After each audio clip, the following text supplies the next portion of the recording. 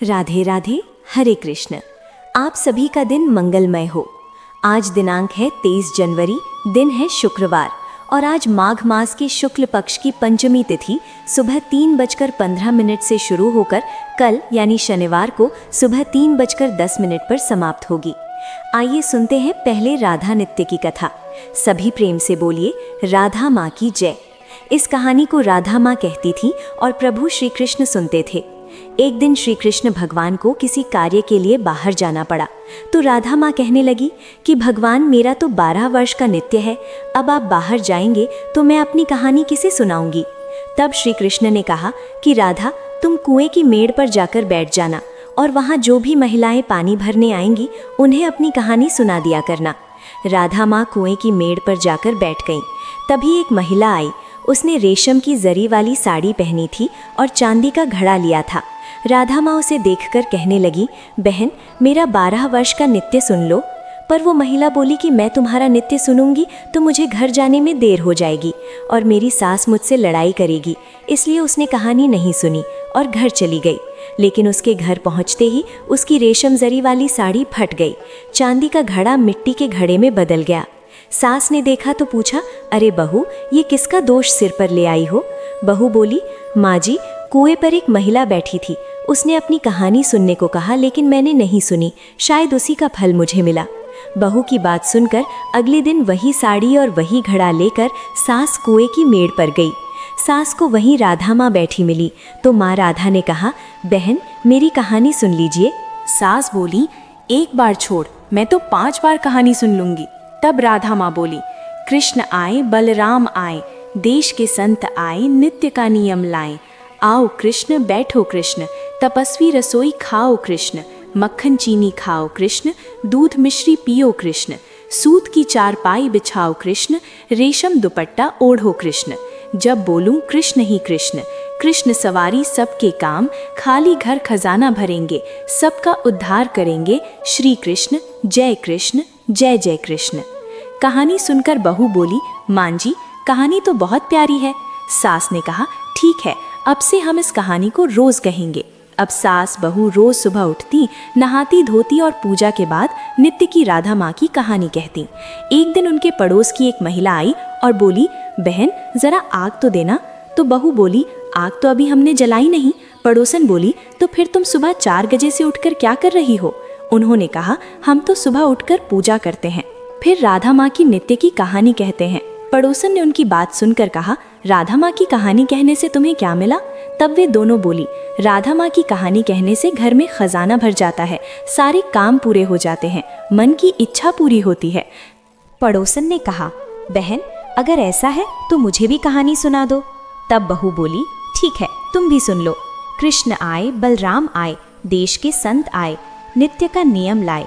आओ कृष्ण, बैठो कृष्ण, तपस्वी रसोई खाओ कृष्ण, मक्खन चीनी खाओ कृष्ण, दूध मिश्री पियो कृष्ण, सूत की चारपाई बिछाओ कृष्ण, रेशम दुपट्टा ओढ़ो कृष्ण। जब बोलूं कृष्ण ही कृष्ण, कृष्ण सवारे सबके काम, खाली घर खजाना भरेंगे, सबका उद्धार करेंगे, श्री कृष्ण, जय कृष्ण, जय जय कृष्ण। पड़ोसन ने कहानी सुनी तो बोली, बहन, कहानी तो बहुत प्यारी लगी। अब वो पड़ोसन भी नित्य राधा माँ की कहानी कहने लगी। कहानी कहने से राधा माँ ने पड़ोसन के धन के खजाने भर दिए। देखते देखते पूरे मोहल्ले में नित्य की कथा चल पड़ी और हर किसी की मनोकामना पूरी होने लगी।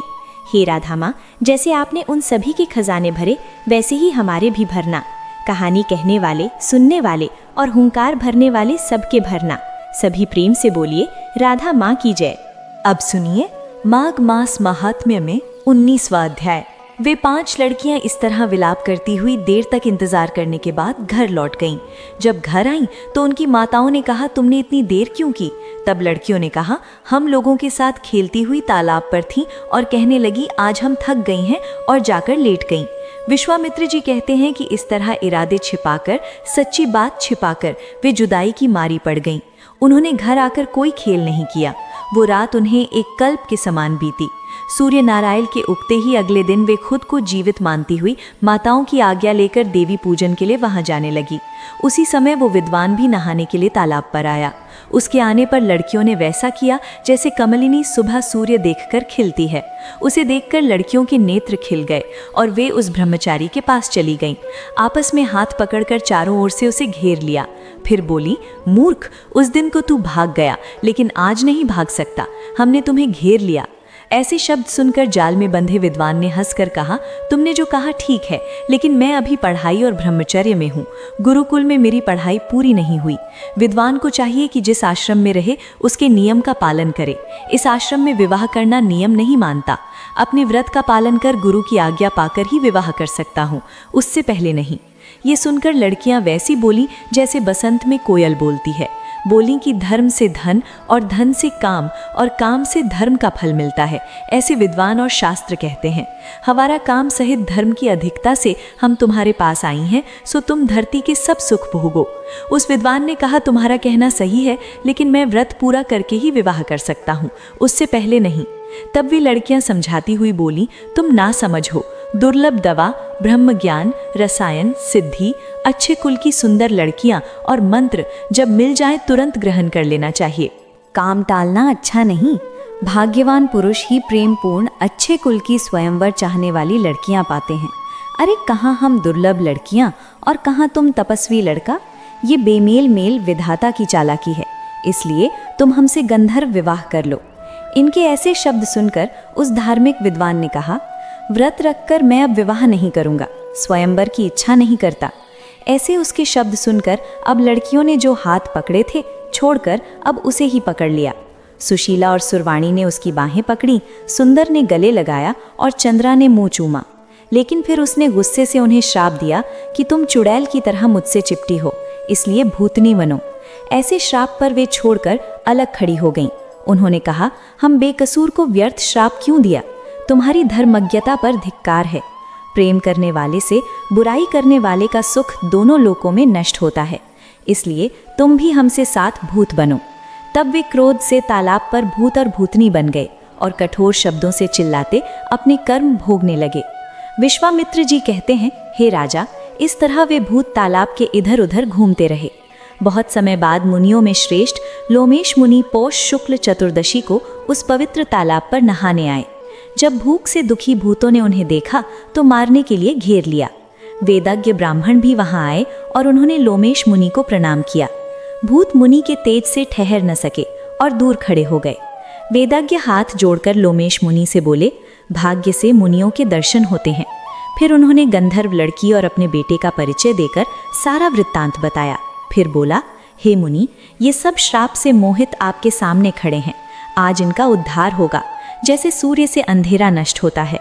विश्वामित्र मुनि कहने लगे, पुत्र, दुख से दुखी वेदज्ञ के ऐसे शब्द सुनकर लोमेश मुनि के नेत्रों में आंसू आ गए और वेदज्ञ से बोले, मेरे प्रसाद से बच्चों को स्मृति हो। मैं उनका धर्म बताता हूँ, जिससे उनका आपसी ज्ञान खत्म हो जाएगा। हरे कृष्ण। आज के माघ मास महात्म्य में इतना ही। भक्तगण, अब सुनिए लाड़ू और तपस्वी की कहानी। एक बार एक लाड़ू था, एक तपस्वी था। तपस्वी हमेशा भगवान तपस्या में लीन रहता था। लाड़ू रोज सवा सेर लाड़ू बनाकर भगवान भोग लगाकर खा लेता था। एक दिन दोनों झगड़ा करने लगे। तपस्वी बोला, मैं रोज भगवान तपस्या करता हूँ, इसलिए मैं बड़ा हूँ। लाड़ू बोला, मैं रोज भगवान सवा सेर लाड़ू भोग लगाता हूँ, इसलिए मैं बड़ा हूँ। देवर्षि वहां गुजर रहे। दोनों झगड़ा देख पूछा, तुम झगड़ा क्यों कर रहे? दोनों ने कारण बताया। सुनकर देवर्षि बोले, फैसला मैं कर दूंगा। दूसरे दिन लाड़ू तपस्वी स्नान कर भक्ति करने आए। देवर्षि छुपकर 1.25 करोड़ एक एक अंगूठी रख दी। तपस्वी नजर अंगूठी पड़ी, चुपचाप उठा, नीचे दबा ली। लाड़ू नजर अंगूठी पड़ी, लेकिन ध्यान न दिया। भगवान भोग लगाकर लाड़ू खाने लगा। देवर्षि सामने आए। दोनों पूछा, हम में कौन बड़ा? देवर्षि तपस्वी खड़ा होने कहा, खड़ा हुआ। नीचे अंगूठी दिखी। देवर्षि तपस्वी बोले, तपस्या बाद भी चोरी आदत नहीं गई, इसलिए लाड़ू बड़ा। तुम्हारी तपस्या फल नहीं मिलेगा। तपस्वी शर्मिंदा क्षमा मांगने लगा। देवर्षि पूछा, तपस्या फल कैसे मिलेगा? देवर्षि बोले, अगर कोई गाय कुत्ते को रोटी नहीं बनाएगा, फल मिलेगा। ब्राह्मण जमाकर दक्षिणा नहीं देगा, फल मिलेगा। साड़ी ब्लाउज नहीं देगा, फल मिलेगा। दिया से दिया जलाएगा, फल मिलेगा। सारी कहानी सुने लेकिन तुम्हारी कहानी न सुने, फल मिलेगा। उसी दिन हर व्रत कथा कहानी के साथ लाडू तपस्वी की कहानी सुनी कही जाती है। अब सुनिए भागवत भगवान की आरती। पापियों को पाप से तारती, श्री भागवत भगवान की आरती, पापियों को पाप से तारती। ये अमर ग्रंथ मुक्ति पंथ, पंचम वेद निराला, नवज्योति जलाने वाला, हरि नाम यही हरि धाम यही, हरि नाम यही हरि धाम यही। जग मंगल की आरती, पापियों को पाप से तारती, श्री भागवत भगवान की आरती, पापियों को पाप से तारती। ये शांति गीत पावन पुनीत, पाप मिटाने वाला, हरि दर्श दिखाने वाला। ये सुख करनी दुख हरनी, ये सुख करनी दुख हरनी, श्री मधुसूदन की आरती, पापियों को पाप से तारती, श्री भागवत भगवान की आरती, पापियों को पाप से तारती। ये मधुर बोल जग फंद खोल, सन्मार्ग दिखाने वाला, बिगड़ी बनाने वाला। श्री राम यही घनश्याम यही, श्री राम यही घनश्याम यही। प्रभु महिमा की आरती, पापियों को पाप से तारती, श्री भागवत भगवान की आरती, पापियों को पाप से तारती, श्री भागवत भगवान की आरती, पापियों को पाप से तारती, पापियों को पाप से तारती। भक्तगण, आपको ये कथाएं कैसी लगी हमें कमेंट करके ज़रूर बताइएगा। अगर आपको कथाएं अच्छी लगती हैं तो वीडियो को लाइक कीजिएगा और चैनल को सब्सक्राइब ज़रूर कीजिएगा। मिलते हैं अगली कथा में। राधे राधे भक्तगण, धन्यवाद।